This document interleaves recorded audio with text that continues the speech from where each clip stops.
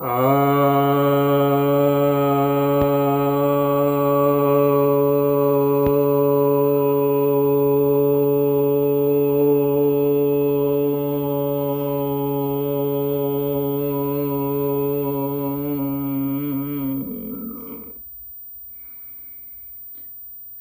भक्तजनों को सप्रेम नमन। तो एक जिज्ञासा आई है कि चीन से भारत को कितना खतरा है, कौन कौन से खतरे हैं।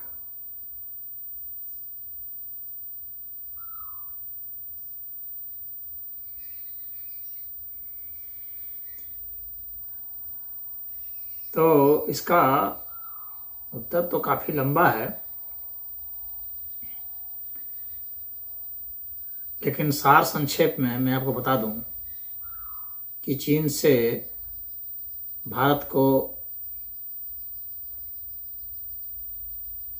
न सिर्फ सीमा रेखा पर खतरा है, जो कि सभी लोग जानते हैं, सीमाओं पर उसका आक्रमण है और उससे कभी भी वह लेने के प्रयास में रहता है। 1962 में भी उसने बहुत सारी ज़मीनें कब्जा कर ली थी और आगे भी वह कब्जा करने की कोशिश करता ही रहेगा।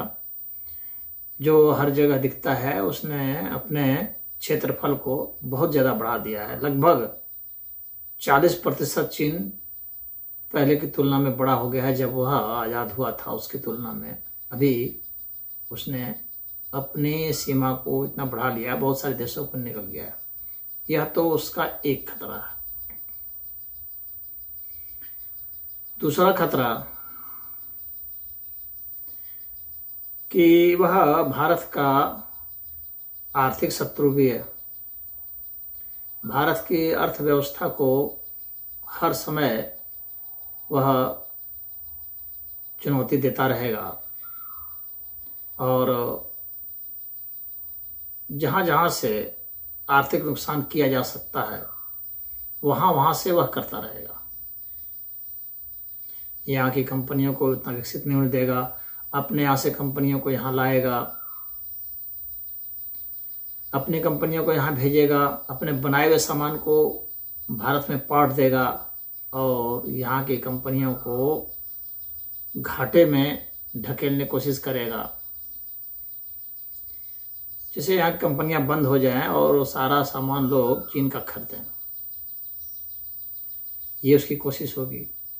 बाहर भी दूसरे देशों में जहाँ भारत का व्यापार होता है वहाँ भी जा कर के वह अपने सामान को सस्ते दर पर बेचेगा। ऐसे देशों से समझौता करेगा जो कि भारत के जो सामान है उसके पर जैसे कैसे टैक्स बढ़ा दिया जाए, तो उस तरह से वह कार्य करेगा जिससे उसका सामान बिके और भारत का सामान ना बिके। जहां भारत का सामान बिक रहा होगा वहां प्रतियोगिता करेगा। वहां की सरकारों को घूस दे करके भारत के खिलाफ जो है माहौल बनाएगा। भारत की छवि को हर जगह बिगाड़ने का प्रयास करेगा। भारत के जिससे भी अच्छे रिश्ते हैं उसको बिगाड़ने का प्रयास करेगा। जैसे नेपाल है, मालदीव है, बांग्लादेश है, श्रीलंका है, ये सब जितने भी देश हैं और दूर सुदूर देश में, अफ्रीका में हो चाहे यूरोप में हो, हर जगह वह भारत की छवि खराब करने में और भारत के जिससे भी संबंध हैं उसे खराब करने में अपना पूरा जो उसका बल है उसका वह प्रयोग करेगा। टेक्नोलॉजी के विकास में भी इसी तरह से करेगा, चुराने का प्रयास करेगा। यहाँ से जितने भी हम लोग के डेटा हैं उसको भी चुराने का प्रयास करेगा। उसकी जो बहुत सारी कंपनियां हैं तो उसको वो चुराने का प्रयास करता रहता है और उसके यहाँ बहुत सारे जासूस हैं, उसके यहाँ एजेंट हैं जो यहाँ पर वे परिवर्तन करना चाहते हैं जिसके विषय में लोग चर्चा आम नहीं करते। वह आज मैं आपको सामने करने जा रहा हूँ। चीन भारत की सामाजिक व्यवस्था और राजनीतिक व्यवस्था इन दोनों को भी बहुत ज़बरदस्त तरीके से प्रभावित करने की कोशिश कर रहा है, भारत को तोड़ने की कोशिश कर रहा है। हमारे देश की कई पार्टियां जो हैं उससे डायरेक्ट पैसा लेती है, जैसे कांग्रेस पार्टी है उससे डायरेक्ट पैसा लेती है। तो जिससे जो पैसा लेता है उसके अनुसार ही बोलता है और करता है। राजीव गांधी फाउंडेशन था कांग्रेस का, वो उसमें सीधा पैसा आता था। कांग्रेस ने MOU साइन किया था चीन की पार्टी से, वहाँ की जो कम्युनिस्ट पार्टी है उससे। तो जाहिर सी बात है कि उसके अनुसार ही उसका सारा एजेंडा चलेगा। अब वे लोग एजेंट के रूप में काम करेंगे और चाहेंगे कि उसकी सरकार बन जाए। उसके लिए वो बहुत तरीके की चीज़ अपनाएंगे। यहाँ की हर चीज़ जासूसी जो है भाई, जहाँ भी उनकी सरकारें बनती हैं जो कि चीन की पसंदीदा हैं, तो चीन को यहाँ की सारी सूचना मिलती रहे, तो उसको जासूसी करने वाले लोग मिल गए। हर संस्था में वो अपने को घुसा रहा है, वहाँ फंड कर रहा है। जो फंड करेगा तो जाहिर सी बात है वहाँ एजेंट तैयार हो जाएंगे। भारत के लोग पैसे पर बिकने के लिए तैयार है, तो वे तैयार हो जाएंगे, वो चीन की भाषा बोलने लगेंगे। चीन की भाषा बोलने का मतलब क्या है? उसका दो ही मतलब है। एक तो राष्ट्र के खिलाफ बोलना, भारत के खिलाफ बोलना, यहाँ की सेना के खिलाफ बोलना, यहाँ के हर चीज़ जो स्वावलंबीपन है उसके खिलाफ बोलना। दूसरा जो सबसे मुख्य है वह है हिंदुत्व के खिलाफ बोलना, हिंदुओं के खिलाफ बोलना। सारी योजना जो है वो हिंदुओं के खिलाफ होगी। हिंदुओं के खिलाफ तो खैर पूरा विश्व ही है। अब अरब से, पाकिस्तान से, इन सब से पैसा आता है। जितने मुस्लिम देश हैं उनसे धन आता है। यहाँ के मुस्लिम संस्थाओं को, मदरसों को, वे जो है वो हिंदुओं के खिलाफ धर्मांतरण का मुद्दा चलाते हैं। ईसाई देशों से सब पैसा आता है क्रिश्चियन मिशनरियों को, वे यहाँ पर धर्मांतरण चला रहे हैं। धर्मांतरण चला रहे हैं मतलब क्या? हिंदू संख्या घटा रहे हैं। हिंदुओं पर आक्रमण करने के लिए उनको मिला है। तो इस्लाम इधर से आक्रमण कर रहा है, इधर से ईसाइयत आक्रमण कर रहा है। अब इसके बाद फिर तीसरा कौन बचता है? तो तीसरा बचता है यहाँ के नवबौद्ध। उनको फंड मिल रहा है। चीन में भी कुछ बौद्ध लोग हैं, तिब्बत में बौद्ध लोग हैं, नेपाल में बौद्ध लोग हैं। नेपाल को आप देखिए धीरे धीरे भारत के खिलाफ करते जा रहा है। कैसे? क्योंकि वहाँ भी नवबौद्धों की संख्या बढ़ रही है, चीन पैसे देके बढ़ा रहा है। श्रीलंका में भी यही हाल है, श्रीलंका में भी इसी तरह से बढ़ाया गया। तो ये भारत में फंडिंग कर रहे हैं। और आप देख रहे होंगे इधर विगत 10 वर्षों से काफ़ी ज़्यादा आप सोशल मीडिया में देख लीजिए या ऐसे राजनीतिक पार्टियों में देख लीजिए, ये नवबौद्ध बहुत ज़्यादा सक्रिय होकर के हिंदुओं के देवी देवताओं के खिलाफ बोल रहे हैं। जब कोई खिलाफ बोलने लगे इसका मतलब है कि उसकी कहीं से फंडिंग हो रही है, कहीं से उसको समर्थन मिल रहा है, पावर मिल रहा है। गाली गलौज कर रहे हैं, कहीं डिबेट कर रहे हैं, प्रोपेगेंडा फैला रहे हैं, झूठी झूठी बातें भी बोल रहे हैं। और वे भी धर्मांतरण का गैंग चला रहे हैं। कुछ नेता लोग भी हैं जो उस काम को कर रहे हैं, उनमें शामिल हो गए। नेताओं को खरीद लिया जाता है। बड़े बड़े जो व्यक्ति होते हैं उनको खरीद लिया जाता है। फिल्म वालों को खरीद लिया जाता है, उनको फंड किया जाता है, उनको वही दिखाया जाता है, तो वे वही दिखलाते हैं। अब भगवान बुद्ध के विषय में वे दिखाएंगे और हिंदू धर्म को अपमानित करने के लिए और हिंदू के देवी देवताओं को, हिंदू सिद्धांतों को कुछ ना कुछ वे जो है खिलाफ में ही बोलेंगे, लिखेंगे, दिखाएंगे और धर्मांतरण कराने के लिए भी पैसे भी देंगे। तो ये कंपनियां चला रहे हैं, ट्रस्ट चला रहे हैं, संस्थाएं चला रहे हैं, तो उनको फंड मिल रहे हैं। और तो और जो साधु संत भी हैं, उनको भी अप्रत्यक्ष रूप से ये फंडिंग करके और प्रभावित करने की कोशिश कर रहे हैं। ऐसे बहुत सारे उदाहरण मिल रहे हैं। जैसे एक पंडित महेंद्र आर्य हैं, उनको पैसे का ऑफर दिया गया था, वो उसका वीडियो भी उन्होंने जारी किया था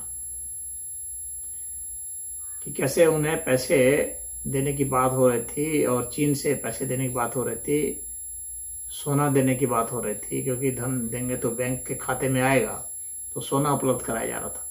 तो इस तरह से कहने का तात्पर्य यहाँ पर यह है कि वे सक्रिय हैं और बौद्धों के जरिए भी एक हिंदुओं के भीतर ही एक, क्योंकि भगवान बुद्ध की पूजा और सम्मान तो हिंदू भी करते हैं, तो वे जो हैं वे सोचते हैं कि ये तो विरोध में बोलेंगे नहीं, तो हम ही लोग इसके विरोध में बोलेंगे, तो वे ऐसा विरोध में बोल करके हिंदुओं के बीच ही एक संघर्ष की स्थिति पैदा कर दे रहे हैं, मतभेद की स्थिति पैदा कर रहे हैं, भ्रम की स्थिति पैदा कर दे रहे हैं और खिलाफ में खड़ा कर दे रहे हैं और लड़ाने का काम कर रहे हैं। आने वाले समय में आप देखेंगे कि भारत में बहुत जबरदस्त दंगे होंगे। आबादी का संतुलन जब बिगड़ रहा है तो आने वाला जो समय है वह भारत के लिए अशुभ है, शुभ नहीं है। अगर आबादी का असंतुलन होता रहा, एक तरफ से ईसाई मिशनरियां भी बढ़ रही हैं, ईसाइयों की संख्या भी बढ़ाई जा रही है, वहाँ भी धर्मांतरण चल रहा है। मध्य प्रदेश में धर्मांतरण चल रहा था, तो वहाँ पर जब विरोध किया हिंदुओं ने, तो हिंदुओं को मार मार के भगा दिए वहाँ से सब। तो जो कन्वर्जन करने वाली मिशनरियां हैं और लोग हैं, वे इतने धीरे धीरे साहसी हो रहे हैं कि वे मारने पर भी अब उतारू हो रहे हैं। कहने का मतलब है कि उनकी ताकत और फंडिंग बढ़ रही है। और हिंदुओं को जिस पर बहुत ज़्यादा भरोसा है इस भारतीय जनता पार्टी की सरकार पर, तो यह झूठा भरोसा है। क्योंकि पहली बात जान लीजिए कि जो नेता होता है वह सत्ता लोलुप होता है, वह सत्ता के लिए कुछ भी करने को तैयार होता है। तो जिस भी आबादी का समर्थन उसको मिले उसके लिए वो कुछ भी कर देगा, गोल मटोल की बात बोल करके भरमा देगा, कहेगा कि तुम मत बोलो, तुम ये मत करो, मत करो, इससे झगड़ा हो जाएगा, दंगा हो जाएगा, फसाद हो जाएगा, चुप रहो, इस तरह करके उसको दबा देगा और उन लोगों को प्रमोट करता रहेगा, उन लोगों के कब्जे को भी कब्जा सही बतलाता रहेगा और कोर्ट का सब धत्ता बता दिया जाएगा और कानून इस तरह से बना दिया जाता है। आप देख रहे होंगे कि इधर हल्द्वानी में रेलवे की ज़मीन कब्जा करके बहुत मुस्लिम लोग वहाँ बना लिए थे, कुछ हिंदू भी थे, मुसलमानों की संख्या लेकिन अधिक थी। उन लोगों ने कब्जा करके जबरदस्ती बना लिया था और जब सरकार ने हटने के लिए कहा तो वे अनशन पर बैठ गए, हटने को तैयार नहीं हुए और सुप्रीम कोर्ट ने भी उनके वहाँ रहने के लिए कह दिया। इसका मतलब यह है कि आप कानून से ऊपर हो सकते हैं जब आप एकजुट होकर के धरना प्रदर्शन कर सकते हैं। ये इस देश का माहौल है और वोट के लिए नेता कुछ भी करेगा। तो अब देख रहे होंगे आप कि भारतीय जनता पार्टी भी, जब कोर्ट ने एक बार कह दिया था कि SC/ST एक्ट जो है वह न्याय संगत नहीं है, बिल्कुल सही कहा था उसने कोर्ट ने, लेकिन भारतीय जनता पार्टी ने SC/ST एक्ट को फोर्सिबली संविधान के संशोधन के जरिए फिर से ले आया। इससे साफ है कि भारतीय जनता पार्टी जो है वोट के लिए कुछ भी करेगी, वो न्याय के लिए मतलब नहीं है वहाँ। अब उसके बाद आप फिर देखते हैं कि भारतीय जनता पार्टी जो है वो भी धर्मांतरण कराने में जुटी हुई है। कई जगह दलितों का धर्मांतरण किया जा रहा है और तो और वे एक नया फंडा भी लेकर के आ गए हैं कि नहीं, जो है हिंदू से बौद्ध हो जाना जो है धर्मांतरण नहीं है। कुछ लोग ऐसे बोल रहे हैं। कैसे नहीं है, जरूर है। भगवान बुद्ध का सम्मान करने के लिए धर्म का परिवर्तन करना तो जरूरी नहीं है, लेकिन वे धर्म का परिवर्तन कर रहे हैं। धर्म का परिवर्तन किस अर्थ में माना जाएगा? इस अर्थ में माना जाएगा कि हिंदू तो बुद्ध की पूजा करते हैं, लेकिन जो बौद्ध हैं वे हिंदू की पूजा नहीं करते, हिंदू देवी देवताओं की। इसका मतलब हो गया धर्मांतरण हो गया, सीधी सी बात है। जैसे मुसलमान जो हैं वे ईसा मसीह को मानते हैं, लेकिन ईसाई मुसलमान को तो नहीं मानते हैं, मोहम्मद को तो नहीं मानते। यह वैसे ही है। तो मुसलमान जो हैं वो ईसा मसीह का विरोध नहीं करते, लेकिन ईसाई मोहम्मद का विरोध करते हैं। उसी तरह से है, हिंदू भगवान बुद्ध का विरोध तो नहीं करते, लेकिन बौद्ध जो है हिंदुओं के अन्य देवी देवताओं का विरोध करते हैं। तो इस तरह से यह एक बहुत जटिल परिस्थिति खड़ी हो जाती है। अब नेताओं को इससे क्या लेने देना? कुछ नहीं। अब उनका आधार क्या है धर्मांतरण का? चाहे आप देखेंगे ईसाई मत वाले धर्मांतरण कर रहे हैं, चाहे बौद्ध मत वाले कर रहे हैं, चाहे मुसलमान कर रहे हैं, इनका धर्मांतरण का क्या वह है, कॉन्सेप्ट क्या है, किस आधार पर, इनको मजबूती कहाँ से मिलती है? तो आप पाएंगे कि इनको मजबूती सिर्फ एक चीज से मिलती है, और वह है जातिवाद। जातिवाद जो है वह हिंदुओं में है, तो ऐसा नहीं है कि अन्य में नहीं है। मुसलमानों में भी है, ईसाइयों में भी है, बौद्धों में भी, सभी में है। जातिवाद तो हर जगह है, लेकिन वे अपने जातिवाद को जातिवाद नहीं बताएंगे,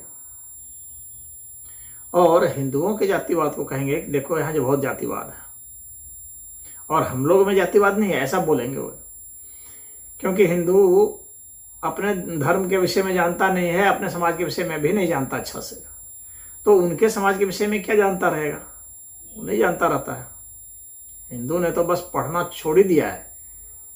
वह सिर्फ वही पढ़ाई पढ़ रहा है जिससे पैसे कमाए जा सके। उसके पास अर्थव्यवस्था तो हो रही है, लेकिन उसकी सांस्कृतिक व्यवस्था नष्ट हो रही है। स्वाध्याय नहीं है, दूसरे धर्मों का भी उनका अध्ययन नहीं हो रहा है। इसके कारण क्या है, वे आसानी से बहका दिए जाते हैं। वे नहीं जान रहे हैं कि वहां पर क्या है।